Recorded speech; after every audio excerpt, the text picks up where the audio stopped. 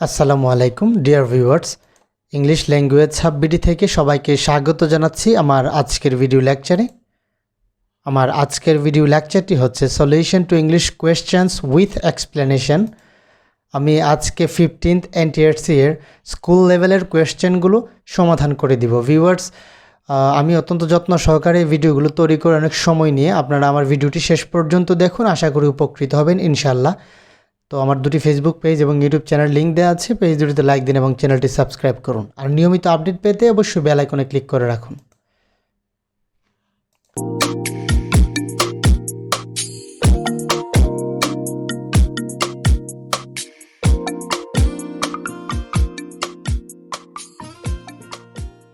Number 1, his behaviour surprised me.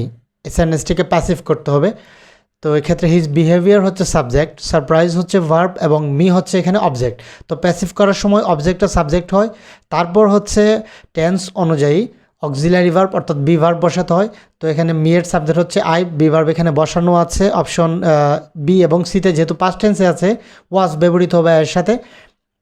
তো I was, তারপর মূল ভার্বের পাস্ট পার্টিসিপল ফর্ম সারপ্রাইজড, তারপর হচ্ছে প্রিপোজিশন। তো এখানে প্রিপোজিশন আমরা জানি যে প্যাসিভ ভয়েসে শক, সারপ্রাইজ, স্টান, অ্যাস্টনিশ, মার্ভেল প্রভৃতি ভার্বের পর প্রিপোজিশন হিসেবে অ্যাট ব্যবহৃত হয়। সো এখানে সব কিছু মিলিয়ে I was surprised at his behaviour, option B হচ্ছে এখানে correct. Number 2, while living in poverty the poet had to dash a great deal of sufferings। এখানে আমাদেরকে ফ্রেজাল ভার্ব ব্যবহার করতে হবে।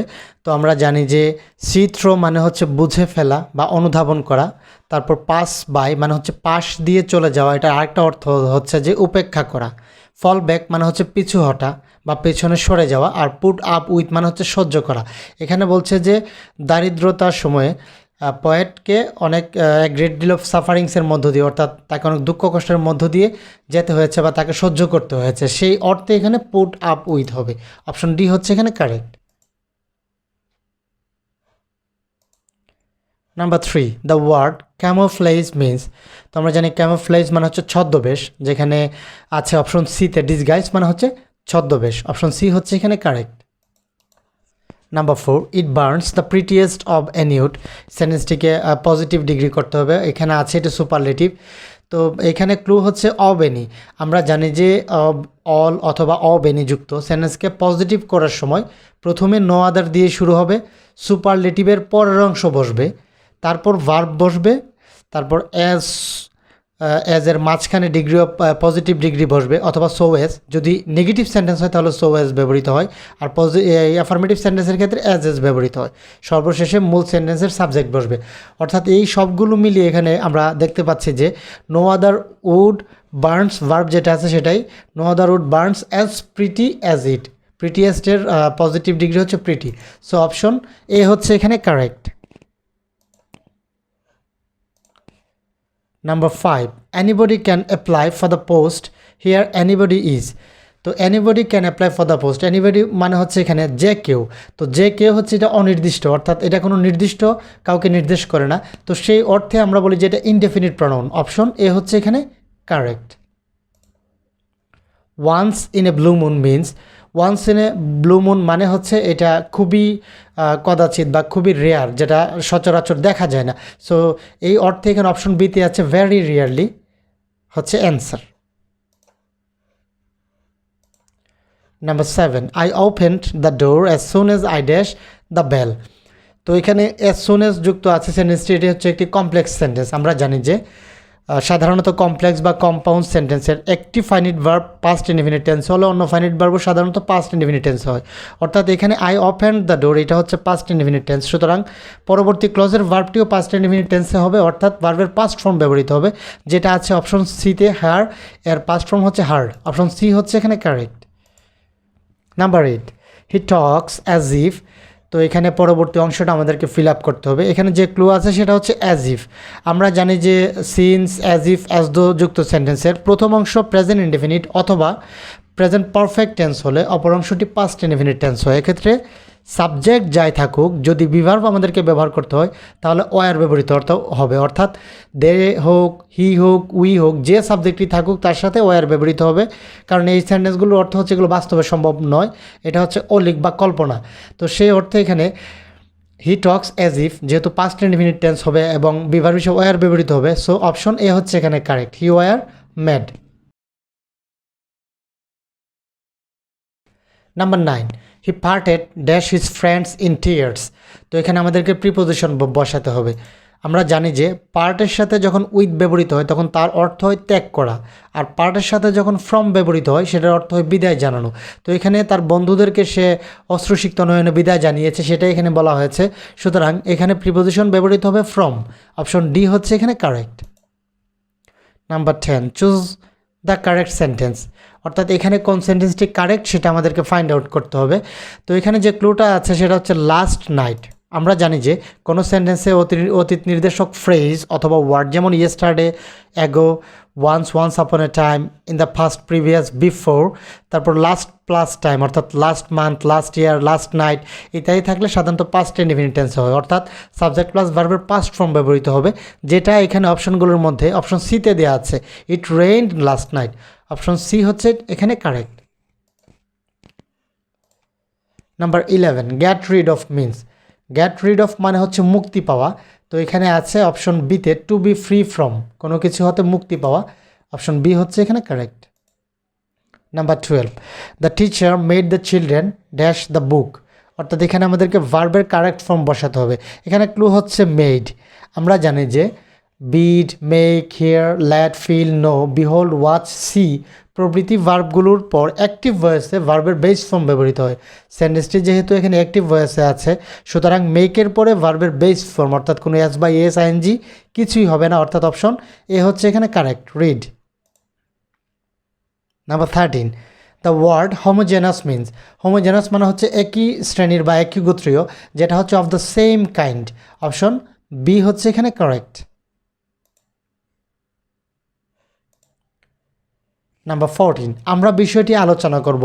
এখানে আমাদেরকে ট্রান্সলেট করতে হবে এটাকে। তো আমরা বিষয়টি আলোচনা করব, আলোচনা করা ইংরেজি হচ্ছে ডিসকাস। তো এখানে অনেকে ভুল করে ডিসকাস অ্যাবাউট বলে থাকেন। আমরা জানি যে ডিসকাস হচ্ছে এমন একটা ভার্ব যার সাথে বেসিক্যালি কোনো প্রিপোজিশন ব্যবহৃত হয় না। সো এখানে হবে we shall discuss the matter. Option C হচ্ছে এখানে কারেক্ট। নাম্বার 15, এমন দেশটি কোথাও খুঁজে পাবে না কো তুমি, এটার ট্রান্সলেট করতে হবে। তো এখানে একটি গুরুত্বপূর্ণ ব্যাপার আছে, এমন দেশটি কোথাও খুঁজে পাবে না কো তুমি, অর্থাৎ এখানে পাবে না কো তুমি এই বিষয়টাকে এখানে জোর দেওয়া হয়েছে। তো আমরা জানি যখন জোর দেওয়া হয় তখন কোনো বিষয়কে যখন জোর দেওয়া হয় তখন সেন্টেন্সে ইনভার্সন ব্যবহার করা হয়। অর্থাৎ ইনভার্সন হচ্ছে যখন কোনো সেন্টেন্সে নেগেটিভ ওয়ার্ড দিয়ে শুরু হয়। জোর দেওয়ার ক্ষেত্রে কোথাও পাবে না, অর্থাৎ নো ওয়ার, এটা হচ্ছে একটা নেগেটিভ ওয়ার্ড, নেগেটিভ ওয়ার্ড দিয়ে শুরু হবে, তখন সাবজেক্টের পূর্বে অক্সিলারি ভার্ব ব্যবহৃত হবে। এখানে অক্সিলারি ভার্বটা হচ্ছে উইল, সেটা সাবজেক্টের পূর্বে ব্যবহৃত হবে। তার মানে হচ্ছে no war will you find such a country. এখানে ইউ উইল হবে না, উইল ইউ হবে, কারণ হচ্ছে এটা ইনভার্সন। অর্থাৎ জোর দেওয়ার ক্ষেত্রে নেগেটিভ দিয়ে শুরু হলে, নেগেটিভ ওয়ার্ড যে কোনো নেগেটিভ ওয়ার্ড দিয়ে শুরু হলে অক্সিলারি ভার্বটি সাবজেক্টের পূর্বে চলে আসে। সুতরাং অপশন এ হচ্ছে এখানে correct. Number 16, who is calling me, এটাকে প্যাসিভ করতে হবে। তো এটা হচ্ছে একটা ইন্টারোগেটিভ সেন্টেন্স। আমরা জানি যে হু যদি থাকে তাহলে এটাকে প্যাসিভ করার সময় হুয়ের পরিবর্তে বাই হুম ব্যবহৃত হবে এবং টেন্স অনুযায়ী যথানিয়মে প্যাসিভ করতে হবে। তো এটা হচ্ছে প্রেজেন্ট কন্টিনিউয়াস টেন্স। আমরা জানি যে প্রেজেন্ট কন্টিনিউয়াস টেন্সে am being, is being, are being আসে যখন প্যাসিভ করা হয়। তো এক্ষেত্রে বাই হুম, যেহেতু সাবজেক্ট হচ্ছে আই হবে, মি আছে, এটা আই হয়ে যাবে সাবজেক্ট এখানে। তো by whom am I being called, যেটা আছে অপশন ডিতে। অপশন ডি হচ্ছে এখানে correct. Number 17, the roads of Rajshahi are wider. তো এখানে আমাদেরকে পরবর্তী অংশটা ফিল আপ করতে হবে। এটা হচ্ছে একটা যে কম্পারেটিভ সেন্টেন্স, অর্থাৎ এখানে দেন দিয়ে শুরু হবে কম্পারেটিভ সেন্টেন্স।